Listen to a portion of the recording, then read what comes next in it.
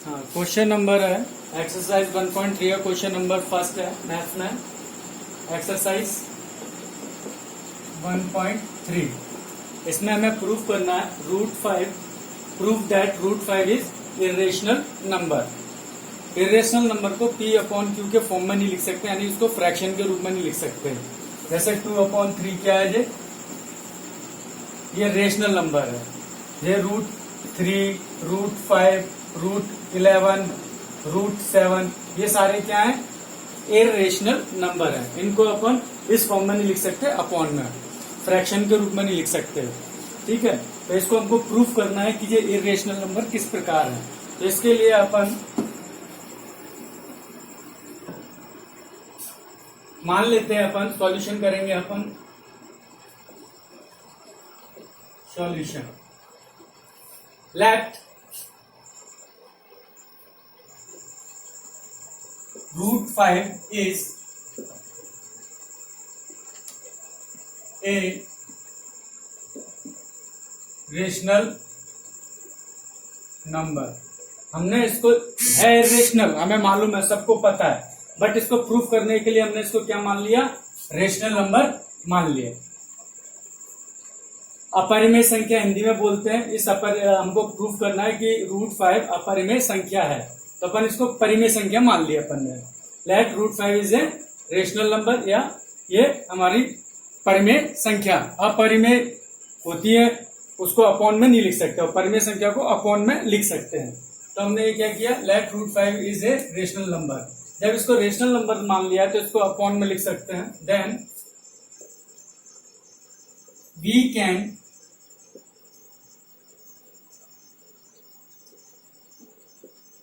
Right in the form of P/Q, upon में लिख सकते हैं इसको, where Q is not equal to 0। यानी कि अपॉन की जो संख्या होती है, जो फ्रैक्शन होते हैं, उसमें जो डिनोमिनेटर होता है कभी 0 नहीं होता है। तो जो लिख दिया हमने, अब Q is not equal to 0, तब अपन इसको मान लेंगे late √5 is equal to P/Q। यहां पर P एंड Q आर को प्राइम नंबर, को प्राइम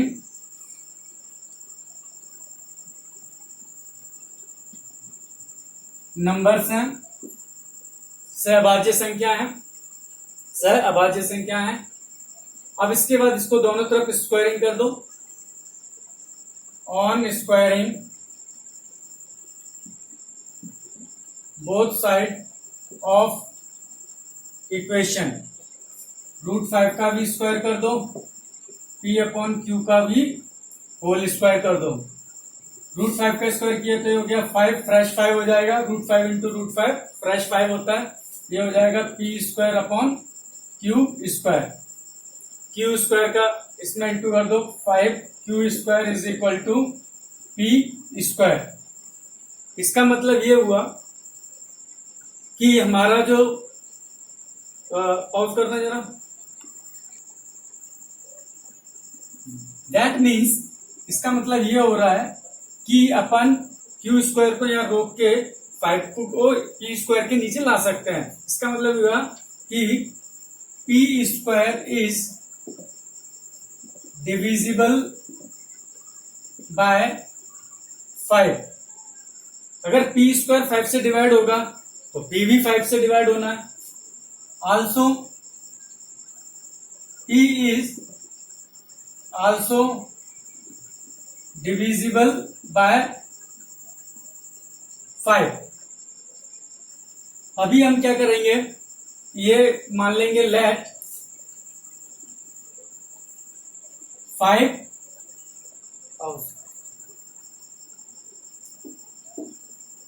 अब यहां पर अपन अगेन फिर मानेंगे let P is equal to 5C, where C is an some integer, C is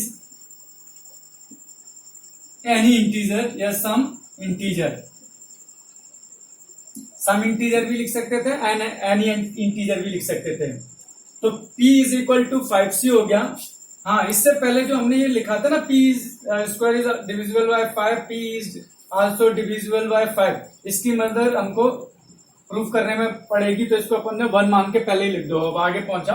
हाँ, p is equal to 5c, तो p इज इक्वल टू जो 5c आया है ना, इसको हम कहा रखेंगे, p स्क्वायर में रखेंगे। किस तरह लिख देते हैं यहाँ, तो तुमको समझ में आएगा, घर पे आराम से पढ़ोगे तो समझ में आएगा। Putting the value of this p in किसमें 5q square is equal to p square, इसमें रखेंगे। तो यहां देखो 5q स्क्वायर और यह p स्क्वायर की जगह पे क्या आएगा 5c, ये 5c। लेकिन इस पे आपको स्क्वायर लगाना पड़ेगा क्योंकि यहां पर स्क्वायर है। तो 5q square is equal to 5 का स्क्वायर करेंगे 25 और c स्क्वायर, q स्क्वायर यही रह जाएगा, q square is equal to 25c square upon 5, ये कैंसिल हो जाएगा, 5 5 जा 25, तो हमारा आ गया q square is equal to 5c square upon में कुछ नहीं, यही आया ना, कट गया ना, 5 तो कट गया, तो 5c स्क्वायर आ गया। अब यहां पर हम लिखेंगे, इससे पता चल रहा है, और करना, हाँ ये मैंने पहले ही लिख दिया इस वजह से कि टाइम कम लगे। q square is equal to 5c square, तो इसमें क्या करेंगे, इसमें इसको देख के पता चल रहा है कि हमारा q स्क्वायर 5 से डिवाइड हो रहा है। ये q स्क्वायर है ना, 5 इसके नीचे आएगा तो q स्क्वायर डिवाइड हो जाएगा, q स्क्वायर डिवाइड हो सकता है तो q भी डिवाइड होगा, तो लिख दिया q is also divisible by 5। ठीक है, अब इसके बाद यहाँ पे एक स्टेटमेंट लिखेंगे, तो स्टेटमेंट बोलने से ज्यादा अच्छा है कि लिख देता हूं, उसके बाद एक्सप्लेन करूंगा। फ्रॉम फर्स्ट एंड सेकंड ये मैंने लिख दिया। अब इसके बाद दोनों को देखेंगे, तो दोनों ही इन चीजों में देखोगे, अगर इसका एनालिसिस करोगे तो 5 से यहाँ पे p भी डिवाइड हो रहा है और यहाँ पर 5 से q भी, 5 से p भी डिवाइड हो रहा है, 5 से q, यानी कि ये कॉमन फैक्टर हो गए अदर देन 1 के अलावा। तो अपन लिखेंगे हियर वी कैन, क्या वो करना जरा, from first and second p and q are having 5 as common factor other than 1 के अलावा इसके 5 फैक्टर हो गए दोनों p और q के। So our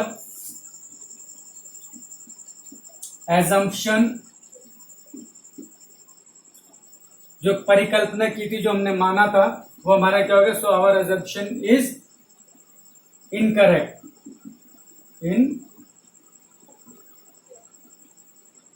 correct. Hence, root 5 is irrational number. Irrational number. ये हो गया हमारा प्रूफ। इसी तरह से अपन रूट 7 को, रूट 3 को, रूट 5 को आप प्रूफ कर सकते हैं, और जो इम्पोर्टेंट है इसको बहुत अच्छी तरह से बार बार करना, ये तुम्हारे एग्जाम में भी फाइनल में आ सकता है। हाँ, दैट्स ऑल।